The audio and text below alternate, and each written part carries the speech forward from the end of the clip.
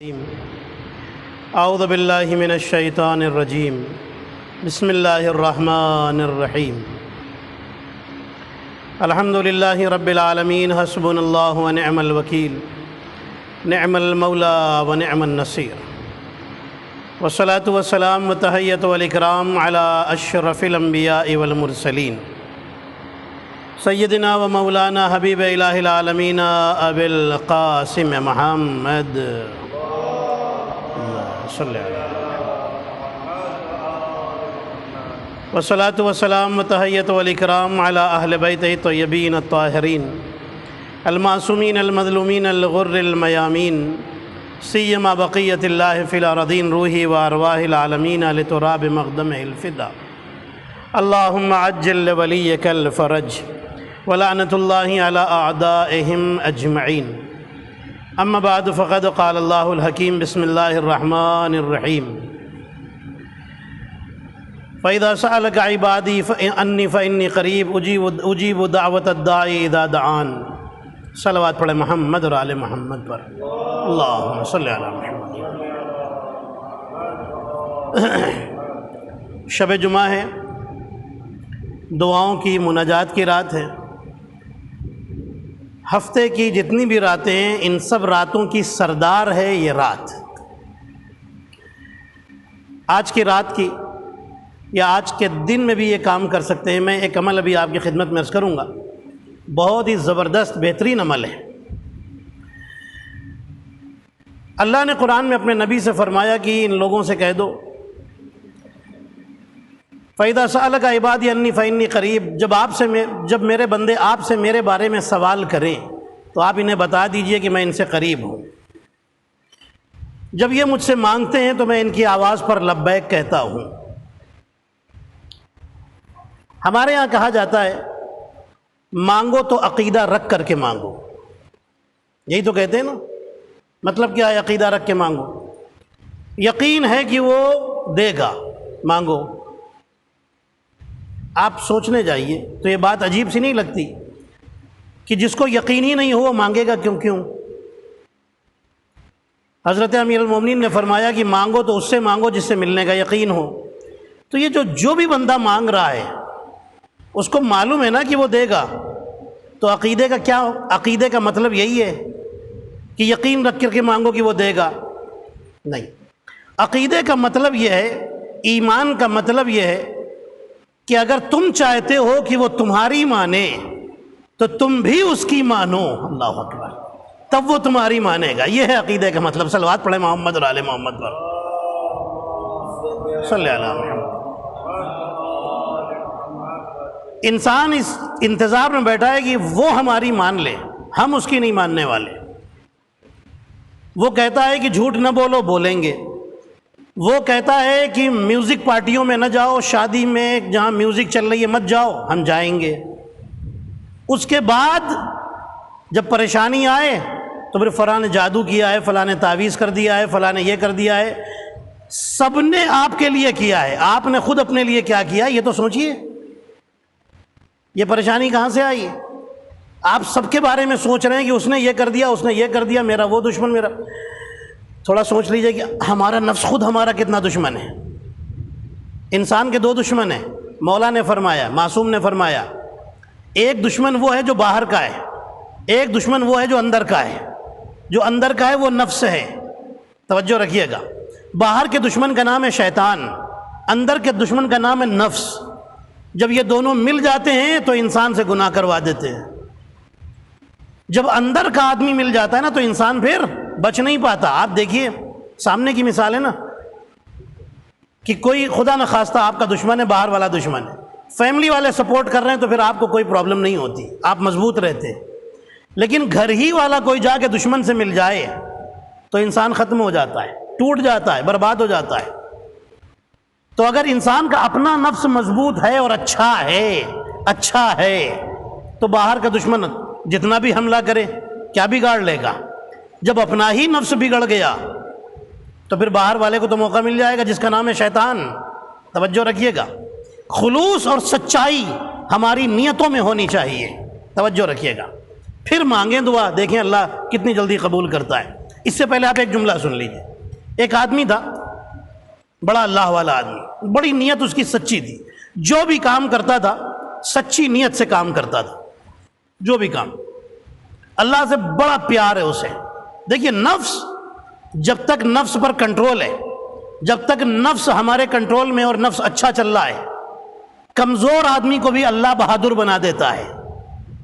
ہاں, اور اگر نفس برا ہو تو بڑے سے بڑا بہادر بھی ہو تو وہ کمزور ہو جاتا ہے. اس آدمی کو اللہ سے بڑا پیار تھا. اس کو پتا چلا کہ شہر میں ایک درخت ہے, اس درخت کی لوگ پوجا کرنے لگے ہیں, لوگ اس کے سامنے سجدہ کرنے لگے ہیں. اس درخت سے شیطان آوازیں نکالتا تھا, تو لوگوں کو لگا کہ اس میں کچھ میریکل ہے, کچھ معجزہ ہے. اب بیچارے بھولے بھالے لوگ, سیدھے سادے جاہل قسم کے لوگ, وہ جا کے سجدہ کرنے لگے کہ درخت سے آوازیں آ رہی ہیں, اس کا مطلب اس میں کوئی پاور ہے, وہ پاور ہماری دعائیں قبول کرا لے گا, اگر ہم خوش کر دیں, سجدہ کر لیں تو سارا کام بن جائے گا. وہ خدا جو سارے پاوروں کا مالک ہے, اسے چھوڑ کر کے انسان پھر اسی طرح کی حرکتیں کرتا ہے جب اسے چھوڑ دیتا ہے. اس نے سنا, اسے بڑا غصہ آیا, بڑا مومن آدمی تھا نا, بہت غصہ آیا. اس نے ایک کلہاڑی اٹھائی جس سے لکڑی کاٹتے, کلہاڑی لے کر کے پہنچا. جیسے ہی درخت کے قریب پہنچا نا, سامنے دیکھا کہ ایک بڑا اونچا انسان اس کے سامنے آ کر کھڑا ہو گیا. ایک ایسا انسان کی جو نارمل نہیں لگتا, کچھ عجیب لگتا ہے اور بڑا خطرناک ہے چہرے سے. اس نے اس سے پوچھا کہ یہ بتاؤ کہ تم ہو کون؟ اس نے کہا میں شیطان ہوں. اب آپ سوچئے, شیطان پہلی بات تو جنات ہے, آگ کا بنا ہوا ہے. آپ نے کبھی سنا کہ کوئی آدمی کسی جنات کو پٹک دے, گرا دے, ہرا دے؟ کبھی سنا؟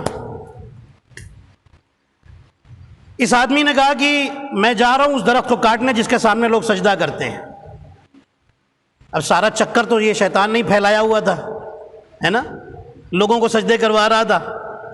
شیطان نے کہا بھائی وہاں کیوں جاتے ہو, تم سے کیا مطلب ہے, لوگ کر رہے ہیں, کرنے دو, بیوقوف لوگ ہیں, کرنے دو سجدہ, تمہیں کیا پرابلم ہے؟ اس نے کہا نہیں, مجھے اللہ سے بڑی محبت ہے, میرے اللہ کا سجدہ ہونا چاہیے. یہ ایک درخت کا, ایک جھاڑ کا سجدہ کیوں؟ میں لوگوں کو ہٹاؤں گا وہاں سے سجدہ نہ کریں, درخت ہی کو کاٹ دوں گا تاکہ سجدہ ہی نہ ہوئے. شیطان نے کہا کہ میں تمہیں نہیں جانے دوں گا, دیکھتا ہوں تم کیسے جاتے ہو. دبلا پتلا آدمی تھا, مومن آدمی تھا, عبادت کرنے والا, اللہ رسول والا, سجدوں میں پڑا رہنے والا, کمزور سا آدمی تھا, ہمت بہت تھی. کلاڑی لے کر کے آگے بڑھا, شیطان سے کہتا اچھا تم مجھے روکو گے؟ شیطان کہتا ہاں میں روکوں گا, میں تمہیں وہ جھاڑ کاٹنے نہیں دوں گا, وہ درخت کاٹنے نہیں دوں گا. اس نے کلاڑی زمین پر پٹکی اور پھر آگے بڑھ کر کے شیطان کو اٹھا کر پٹک دیا. یہ طاقت کہاں سے آئی؟ یہ تھی ایمان کی طاقت, یہ تھا اللہ کا دیا ہوا پاور جو اللہ نے اس کو دیا تھا. کیوں؟ اس لیے کہ اللہ سے پیار تھا, نیت سچی تھی, دل پاک تھا, اللہ نے طاقت دے دی تھی. شیطان کو ہرا دیا, بیٹھ گیا اس کے سینے کے اوپر, کہنے لگا کلاڑی اٹھائی, کہنے لگا اب میں تمہارا گلا کاٹنے جا رہا ہوں, سارا چکر تم نے پھیلایا ہے. شیطان نے کہا سنو, اگر تم مجھے چھوڑ دو اور وہ درخت بھی چھوڑ دو تو میں تمہیں روز تمہارے گھر پر 1000 سونے کے کوائنس پہنچاؤں گا. آدمی تو فیملی والا تھا, بیچارہ کب تک بچتا, معصوم تو تھا نہیں. چکر میں اس کے بہکاوے میں آ گیا, شیطان کے بہکاوے میں آ گیا, سوچ میں پڑ گیا کہ بھائی اس کو. شیطان نے کہا دیکھو تمہیں مجھے مار کے ملے گا کیا, مجھے مار دو گے نا, میرے جیسے ہزاروں شیطان ہیں, ایک تو شیطان ہے نہیں, لاکھوں کروڑوں شیطان ہیں. شیطان کے بہت سارے اولاد ہیں دنیا میں جو بہکاتے ہیں. اس درخت کو کاٹو گے تمہیں ملے گا کیا؟ اگر نہیں کاٹو گے تو ملے گا 1000 درہم روز تمہارے گھر پہ آئیں گے. کہنے لگا کہ ٹھیک ہے کوئی بات نہیں بھائی, چھوڑ دیا اس نے. تھوڑی دیر سوچ بچار کیا, اس کے بعد فیصلہ کیا کہ بھائی اس کی بات تو صحیح ہے, اس کو مارنے سے اس کو کاٹنے سے ملے گا کیا, اس کو بھی چھوڑو اس کو بھی چھوڑو, جاؤ پیسہ ملے. چھوڑ دیا اسے, یہ گھر آ گیا, شیطان 1000 دینار کی سونے کے کوائنز کی تھیلی لے کر اس کے دروازے پر، پیسہ ملا، خوش ہو گیا، فیملی والے بھی خوش، بال بچے بھی خوش۔ دوسرے دن پھر سونا آ گیا، تیسرے دن پھر سونا آ گیا، چوتھے دن بند ہو گیا۔ اب سنیے گا، چوتھے دن بند۔ جب چوتھے دن پیسہ بند ہوا، اب اسے غصہ آیا، اس نے سوچا کہ بھائی آج کیوں نہیں آیا، چلو ہو سکتا ہے شیطان بھول بھال گیا ہو، شیطان ہی تو ہے۔ دوسرے دن پھر انتظار میں پورا دن گزر گیا، ایک پیسہ نہیں آیا، ایک کوڑی نہیں آئی۔ تیسرا دن پھر اسی انتظار میں، کچھ نہیں آیا۔ اب اس کو غصہ آیا، اب تو میں درخت کاٹ کے چھوڑوں گا۔ پہلے نیت کتنی پاک تھی، اب کیا ہو چکا ہے، پہلے کہاں تھا اب کہاں آ چکا ہے۔ توجہ رکھیے گا۔ اس نے پھر کلاڑی اٹھائی، لے کر چلا۔ جیسے ہی درخت کے قریب پہنچا، شیطان سامنے آ گیا، کہنے لگا بھائی کدھر جا رہے ہیں، یہ درخت کو کاٹنا ہے۔ کیوں کاٹنا ہے؟ لوگ اس کا سجدہ کرتے ہیں، اس میں سے آوازیں نکالتی ہیں، تم آوازیں نکالتے ہو، میں اسے کاٹ کے ختم کر دوں گا۔ شیطان نے کہا میں نہیں کاٹنے دوں گا۔ کہنے لگا کہ یہ بتاؤ تم نے پیسہ کیوں بند کر دیا؟ شیطان نے کہا کہ اب ضرورت نہیں ہے پیسہ دینے کی، اس لیے نہیں دے رہا ہوں، ختم۔ کیا کہا؟ اب ضرورت نہیں ہے اس لیے نہیں دے رہا ہوں۔ توجہ رکھیے گا۔ کیا کرو گے؟ درخت کاٹوں گا۔ شیطان نے کہا تم نہیں کاٹ سکتے۔ کہنے لگا تم مجھے روکو گے؟ تمہیں یاد نہیں اس دن میں نے پٹک دیا تھا، سینے پر بیٹھ گیا تھا۔ شیطان نے کہا آج لڑکے دیکھو، آؤ آج مقابلہ کرو۔ اس نے فوراً کلاڑی زمین پر رکھی، اس پر جھپٹ پڑا، اس کو اٹھا کے پٹخیں۔ شیطان نے آرام سے اسے پٹخا، شیطان اس کے سینے پر۔ شیطان نے کلاڑی اٹھائی اور کہا میں تمہارا گلا کاٹ دوں؟ کہنے لگا نہیں چھوڑ دو، میں نہیں کاٹوں گا، میں وعدہ کرتا ہوں وہ درخت نہیں کاٹوں گا، مجھے چھوڑ دو۔ چھوڑ دیا شیطان نے۔ اب اس نے شیطان سے پوچھا کہ اس دن میں نے تمہیں پٹخا تھا، تم ہار گئے تھے، آج تم نے مجھے پٹخا، میں ہار گیا، یہ بتاؤ آخر ماجرا کیا ہے؟ تمہارے پاس اتنی طاقت آج کہاں سے آ گئی؟ شیطان نے کہا میرے پاس کوئی طاقت واقت نہیں آئی، جو میں اس دن تھا وہی آج بھی ہوں۔ تمہارے پاس طاقت آئی تھی لیکن آج چلی گئی۔ اس دن جب تم درخت کاٹنے آئے تمہارا دل پاک تھا، اللہ سے محبت تھی، دنیا سے محبت نہیں تھی، اس لیے تم جیت گئے، میں ہار گیا تھا۔ آج تمہارے دل میں لالچ آ چکی ہے، دل خراب ہو چکا ہے، دل سے محبت اور سچائی نکل چکی ہے، اس لیے تم ہار گئے، میں جیت گیا ہوں۔ صلوات پڑھے محمد اور آل محمد پر۔ خلوص گیا، سچائی گئی، طاقت بھی گئی۔ انسان اگر دل پاک ہو، مطلب کیا تھا یہ سٹوری سنانے کا مقصد کیا ہے؟ اس آدمی نے کیسے شیطان کو ہرا دیا؟ اپنی طاقت سے نہیں، اللہ کی مدد سے۔ مطلب کیا ہے؟ اگر کوئی بھی سچا کام کرنے چلو اللہ کی مدد آنا شروع ہو جاتی ہے۔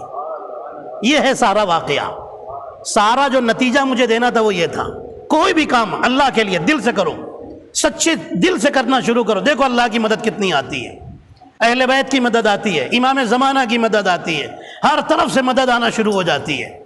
لیکن جہاں دل میں کھوٹ ہو، میں یہ کام کروں گا تاکہ لوگ تعریف کریں، میں یہ کام کروں گا تاکہ لوگوں میں میرا نام ہو جائے۔ نام تو ہوتا ہے، کیا نہیں ہوتا؟ ہوتا ہے، لیکن جانتے ہیں آپ ایک حدیث ہے، من عمل للہ کان ثوابہ علی اللہ ومن عمل للناس کان ثوابہ علی الناس۔ جو اللہ کے لیے کرتا ہے اس کا ثواب اللہ کے اوپر ہوتا ہے، اور جو بندے کے لیے کرتا ہے اس کو اپنا ثواب بندے سے مانگنا چاہیے، اللہ سے نہیں مانگنا چاہیے۔ قیامت میں یہی ہوگا، بندہ کہے گا میرے اللہ میں نے وہ کیا، میں نے وہ کیا، میں نے وہ کیا، اللہ کہے گا میرے لیے کب کیا؟ ان کے لیے کیا تھا، یہ کھڑے ہیں ان سے مانگو۔ وہ بیچارے کیا دے سکتے ہیں؟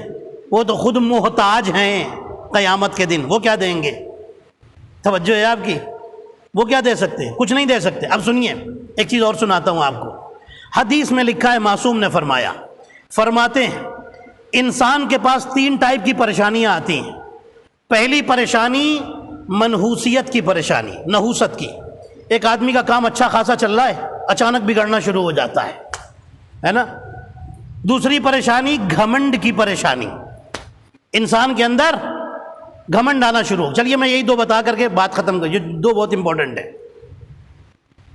تیسری پریشانی، چلیے تیسری، یہ 2 ہی بتاتا ہوں آپ کو، انشاءاللہ پھر تیسری پھر کبھی، چونکہ یہی دو مجھے سنانا. پہلی منحوسیت کی پریشانی، دوسری تکبر کی پریشانی، گھمنڈ کی پریشانی. گھمنڈ آ جاتا ہے. اس کا حل بتایا معصوم نے. فرماتے ہیں جب تمہارے اندر گھمنڈ کی پریشانی آ جائے، گھمنڈ پیدا ہو جائے، تو اپنے نوکروں کے ساتھ بیٹھ کر کھانا کھانا شروع کرو، گھمنڈ نکل جائے گا. انسان مشکل ہے لیکن امپاسبل نہیں ہے، ناممکن نہیں ہے، کر کے دیکھے. پرابلم کیا ہے؟ اب میں آپ کو سائیکولوجی بتاتا ہوں. انسان جتنا بھی گھمنڈی ہو وہ ماننے کو تیار نہیں ہوتا کہ میرے اندر گھمنڈ ہے. آپ کسی سے پوچھ لیجئے، بڑے سے بڑے ایروگینٹ آدمی سے پوچھئے آپ گھمنڈ کرتے ہیں؟ نہیں میں کون سا گھمنڈ کرتا ہوں. گھمنڈ ہے، مانے گا نہیں. جب مانے گا نہیں تو نوکروں کے ساتھ بیٹھ کے کھانا ہی کیوں کھائے گا؟ توجہ ہے آپ کی؟ گھمنڈ، میں کہاں گھمنڈ کرتا ہوں، سارا گھمنڈ بھرا ہوا ہے. ارے گھمنڈ کوئی ایک ٹائپ کا نہیں ہوتا، گھمنڈ 1000 ٹائپ کے ہوتے ہیں. ایک آدمی ہے کسی کے سلام کا جواب نہیں دیتا، اپنے آپ کو بہت اچھا سمجھتا ہے کچھ نہیں اس کے پاس، پیسہ و دولت، لیکن اپنے آپ کو سمجھتا سب سے بڑے نمازی، سب سے بڑے اللہ والے، سب سے بڑے عالم ہم ہیں. ٹھیک سے جواب نہیں دیتا سلام کا. یہ بھی تو گھمنڈ ہے. ضروری نہیں صرف پیسے کا گھمنڈ ہو، گھمنڈ بہت طرح کے ہوتے ہیں. ایک آدمی بڑا ہینڈسم ہے، ہر ایک اس کو بدشکل نظر آتا ہے، ہر ایک میں اسے برائی نظر آتی ہے. اس کی آنکھ ٹیڑھی، اس کا ہونٹ ٹیڑھا، اس کی زبان ٹیڑھی، اس کا منہ ٹیڑھا، اس کے سر پہ بال نہیں ہے، اس کے یہ نہیں ہے، سب کے مذاق اڑا رہا بیٹھا ہوا. یہ بھی تو ایک گھمنڈ ہے. ایک آدمی اس کو اچھا کپڑا مل گیا کہیں، اب جتنے بیچارے ذرا لو کوالٹی والے ہیں سب کے کپڑوں کا مذاق بنا رہا ہے، اس کا کپڑا ایسا تھا، اس کا یہ تھا، اس کا یہ بھی تو گھمنڈ ہے. یہ سارے گھمنڈ ہیں. ایک آدمی کے پاس 10 بیٹے ہیں، اس کو گھمنڈ ہے کہ میرے پاس بیٹے ہیں بہت. یہ بھی تو گھمنڈ ہے. گھمنڈ ہر طرح، کئی طرح کا گھمنڈ ہوتا ہے. صرف اکیلی ایک پیسے دولت کا، پیسے کا گھمنڈ نہیں ہوتا. پیسے کا گھمنڈ سب سے بڑا گھمنڈ ہوتا ہے. میرے پاس پیسہ ہے، میں سب کچھ کر سکتا ہوں. یہ سب سے برا گھمنڈ ہے. سب کچھ کر سکتا ہوں، کچھ نہیں کر سکتے آپ. اللہ نہ چاہے تو آپ کچھ بھی نہیں کر سکتے ہیں. توجہ ہے آپ کی؟ تو اگر گھمنڈ ہے تو نوکروں کے ساتھ بیٹھ کے کھانا شروع کرو. یہ معصوم نے بتایا ہے. پھر فرماتے اگر منحوسیت کی پریشانی لگ گئی ہے، کام بگڑ رہے ہیں، خراب ہو رہے ہیں، تو کیا کریں؟ فرماتے ہیں ہر کام بسم اللہ الرحمن الرحیم سے شروع کرو. تمہارے بگڑنے والے کام بھی اچھے ہو جائیں گے، سدھر جائیں گے، اچھے ہو جائیں گے. کیوں؟ آپ دیکھیے شیعوں کا عقیدہ کیا ہے؟ جب پرابلم میں آؤ تو کیا کہو؟ یا علی مدد. یہی تو ہے. بسم اللہ کے 2 فائدے. میں عقیدے کا اور فضیلت کا ایک جملہ کہہ دوں. بسم اللہ میں اللہ کا نام بھی ہے، بائے بسم اللہ میں علی بھی ہے. صلوات پڑھے محمد اور آل محمد پر. یہ نقطہ جو ہے یہ علی بھی ہے. توجہ ہے آپ کی؟ مدد آ گئی نا؟ ضرور آئے گی انشاءاللہ. آپ اس عقیدے سے مانگیں کہ ہم اللہ سے بھی مدد مانگ رہے ہیں، اہل بیت سے بھی مدد مانگ رہے ہیں. جن سے مانگنے کا اللہ نے حکم دیا ہے ان سے مانگ رہے ہیں. ہاں خیر، ایک تو یہ بات ہوگی. اب میں آپ کو شب جمعہ کا عمل بتا دیتا ہوں. یہ 2 باتیں میں نے بتا دی نا آپ سے. اب یہ سن لیجئے. شب جمعہ کا جو بہترین عمل ہے اور ایسا عمل ہے، میرے نبی فرماتے ہیں کہ اگر یہ عمل کرنے کے بعد کوئی بندہ یہ کہے کہ اے اللہ اس پہاڑ کو مٹا دے، تو اللہ پہاڑ بھی مٹا دے گا. اتنا بڑا کام ہو سکتا ہے اس عمل کو کرنے کے بعد. کب کرنا ہے؟ آج کا دن جو گزر گیا، یا ابھی بھی ٹائم ہے، آپ اس وقت بھی کر سکتے ہیں. کرنا کیا ہے؟ 4 رکعت نماز پڑھنی ہے. 2 رکعت کر کے پڑھنی ہے. ٹھیک ہے؟ آپ نماز حاجت کی نیت کر لیں یا سمپل نیت کر لیں، 2 رکعت نماز پڑھتا ہوں قربتاً الی اللہ، بس ختم. یہ بھی نیت کر سکتے ہیں. الحمد پڑھیں. پہلی رکعت میں الحمد کے بعد 11 مرتبہ 11 ٹائمز سورہ توحید، سورہ قل واللہ احد. ٹھیک ہے؟ 11 ٹائمز، 11 مرتبہ. دوسری رکعت میں الحمد کے بعد 21 ٹائمز قل واللہ، سیم سورہ. 4 رکعت میں الحمد کے بعد پڑھنا ہے، لیکن کتنا پڑھنا ہے وہ میں بتاتا ہوں. پہلی رکعت میں 11 ٹائمز الحمد کے بعد، دوسری رکعت میں 21 ٹائمز. آپ نماز ختم کریں، پھر نیت کریں، کھڑے ہو پھر نیت کریں. 2 رکعت نماز پڑھتا ہوں قربتاً اللہ، یا نماز حاجت پڑھتا ہوں قربتاً اللہ، کوئی بات نہیں. نیت کریں، اللہ اکبر، الحمد پڑھیں. اب یہ جو دوسری شروع کی ہے نا، اس میں پہلی رکعت میں 31 ٹائمز الحمد کے بعد سورہ قل واللہ، پھر دوسری رکعت میں الحمد کے بعد 41 ٹائمز سورہ قل هو اللہ، ٹھیک ہے؟ آپ نے نماز ختم کر لی، 4 رکعت ہو گئی نا، نماز ختم کی، اب آپ بیٹھ جائیں، 51 ٹائمز آپ پڑھیں صلوات، 51 ٹائمز پڑھیں قل هو اللہ نماز ختم کرنے کے بعد۔ 11 سے شروع ہوا تھا، 11 21 31 41 51 اب جب بیٹھ گئے آپ نماز ختم کر لی، 51 ٹائمز پڑھیں سورہ قل هو اللہ، 51 ٹائمز ہو جائے پھر آپ 51 ٹائمز پڑھیں صلوات، ٹھیک ہے؟ پھر آپ سجدے میں جا کر کے 100 ٹائمز کہیں یا اللہ ہو یا اللہ ہو یا اللہ ہو یا اللہ۔ بڑا آسان سا عمل ہے، ہر آدمی کر سکتا ہے، ہر آدمی کر سکتا ہے۔ 100 مرتبہ جب آپ یا اللہ پڑھ لیں سجدے میں، سجدے ہی میں آپ اللہ سے کہیں اے اللہ تجھے اہل بیت کا واسطہ، تجھے کربلا کے شہیدوں اور اسیروں کا واسطہ، میری یہ دعا ہے، تجھے امیر المومنین علیہ السلام کی ولایت کا واسطہ، جتنے واسطے دے سکتے ہیں دے دیں۔ اس کے بعد کہ میری یہ حاجت ہے اسے قبول فرما لے۔ رسول اللہ فرماتے ہیں کہ ضرور اس انسان کی حاجت اللہ قبول فرمائے گا۔ ایک صلوات پڑھ لے محمد اور آل محمد پر، صلی علی محمد۔ 3 نمازیں ہیں جو آج کے دن پڑھنے سے بہت زیادہ ثواب ہے۔ بہرحال میں نے آج یہ بتائی ہے، انشاءاللہ پھر کبھی آپ کو اور نمازیں بتاؤں گا جس کے بہت سارے فائدے ہیں۔ یہ نماز پڑھیں، یہ عمل کریں، انشاءاللہ اللہ آپ کی حاجتوں کو، بڑی سے بڑی پرابلم ہے لائف میں، بہت بڑی پریشانی آئی ہوئی ہے جو جا ہی نہیں رہی ہے، آپ یہ عمل کر کے دیکھیں، انشاءاللہ ضرور پریشانی جائے گی، جو حاجت ہے آپ کی ضرور انشاءاللہ پوری ہوگی، اللہ کے فضل و کرم سے اہل بیت کے صدقے میں انشاءاللہ ضرور پوری ہوگی۔ عزیزان محترم، یہ اہل بیت آئے تھے انسان کو فائدہ پہنچانے، لیکن انہی اہل بیت کو ہر طرح کا نقصان پہنچایا گیا۔ یہ تو کسی کو مشکل میں دیکھ ہی نہیں سکتے تھے نا، انہی کو مشکلوں میں اور کون سی ایسی مشکل تھی کہ جناب فاطمہ کو اپنے بابا کے بعد نوحہ پڑھنا پڑا، بابا آپ کے بعد مجھ پر اتنی مصیبتیں پڑی، اگر پہاڑ پر پڑ جاتی۔ عزائے فاطمیہ کے دن چل رہے ہیں، میں چاہتا ہوں جناب سیدہ کے غم سے جو بات اپنی شروع کروں۔ اے بابا اگر دن پر یہ مصیبتیں پڑ جاتی تو وہ اندھیروں میں بدل جاتے، اگر پہاڑ پر پڑ جاتی تو ٹکڑے ٹکڑے ہو جاتے، چور چور ہو جاتے۔ ہاں عزادارو، وہ سیدہ انشاءاللہ یہ جو عمل میں نے بتایا ہے شب جمعہ کا، انشاءاللہ میں پھر کبھی بھی آپ کی خدمت میں اسے ریپیٹ کروں گا تاکہ جو لوگ نہیں ہیں ان تک بھی یہ بات پہنچ جائے۔ وہ فاطمہ، کتنا رلایا گیا فاطمہ کو، کتنا ستایا گیا فاطمہ کو۔ ہاں عزادارو، روایتیں بتاتی ہیں رسول کے بعد آل رسول پر اتنی مصیبتیں پڑیں، بس رسول کی وصیت تھی کہ صبر کرنا۔ خدا کی قسم اگر رسول کی وصیت نہ ہوتی صبر کی تو دنیا ان کی طاقت کو دیکھتی ہے۔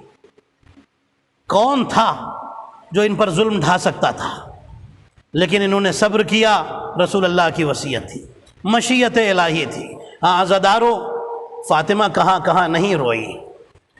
روایتیں بتاتی ہیں کہ آخری وقت ہے کربلا میں، حسین رخصت ہو رہے ہیں، میں نے آپ سے کہا تھا وہ واسطہ اللہ کو دیجیے گا کہ اے اللہ تجھے اس وقت کا واسطہ کہ جب حسین زینب سے رخصت ہو رہے تھے۔ ہاں، رخصت ہونے سے پہلے امام حسین نے جملہ کہا تھا، بہن میں چاہتا ہوں اپنے بیمار بیٹے زین العابدین سے ملاقات کر لوں۔ ہاں عزادارو، ایک بہن اپنے بھائی کو لے کر آئی ہے بھتیجے کے پاس۔ کون بھتیجا؟ جو بیمار بھتیجا ہے، جسے بار بار غشی آ رہی ہے، جو بار بار غش میں چلا جاتا ہے، جس کے لیے زینب نے شام غریبہ میں حمید ابن مسلم سے جب اس نے پوچھا تھا کہ بی بی کیوں آپ اس جلتے ہوئے خیمے میں جانا چاہتی ہیں، خیمہ جل رہا ہے، کیا کوئی قیمتی چیز ہے؟ جناب زینب نے فرمایا تھا اس میں میرا ایک بیمار ہے جو چل نہیں سکتا، میں اس کے لیے بار بار اندر جانا چاہتی ہوں تاکہ اسے باہر لے آؤں۔ ہاں عزادارو، امام حسین کو لے کر زینب زین العابدین کے پاس آئیں۔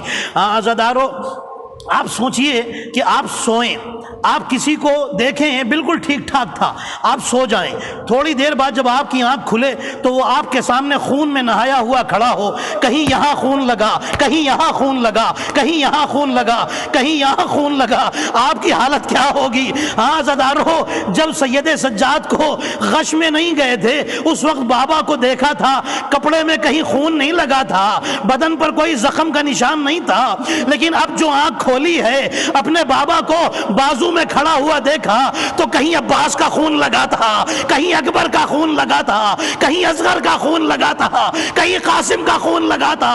ارے علی سید سجاد تڑپ گئے، آپ پوچھنا شروع کیا بابا اکبر کہاں ہے؟ فرمایا شہید ہو گیا۔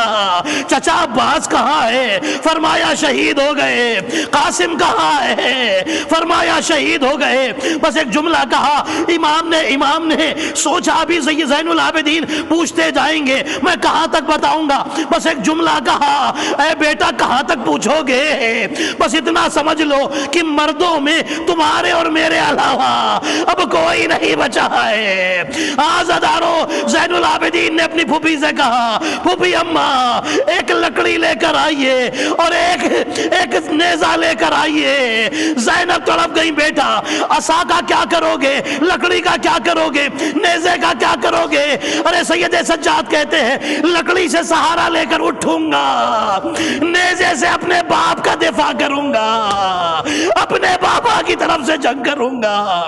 امام حسین تڑپ گئے، بیٹا آرام کرو، ابھی تمہیں بڑے جہاد کرنے ہیں، کوفے و شام کے بازاروں میں ماں و بہنوں پھوپھیوں کے ساتھ جانا ہے۔ الا لعنت اللہ علی القوم الظالمین وسیعلم الذین ظلموا ای منقلب ینقلبون۔ الہی بحق الحسین جدہ و ابیہ و امہ و اخیہ، الہی بحق الزہرا ابیہا و بعلہا و بنیہا والسر المستودع فیہا۔ میرے اللہ تجھے محمد اور آل محمد علیہ السلام کا واسطہ ہم سب کی اس قلیل عبادت کو قبول فرما، ہمارے کثیر معاصی کی مغفرت فرما۔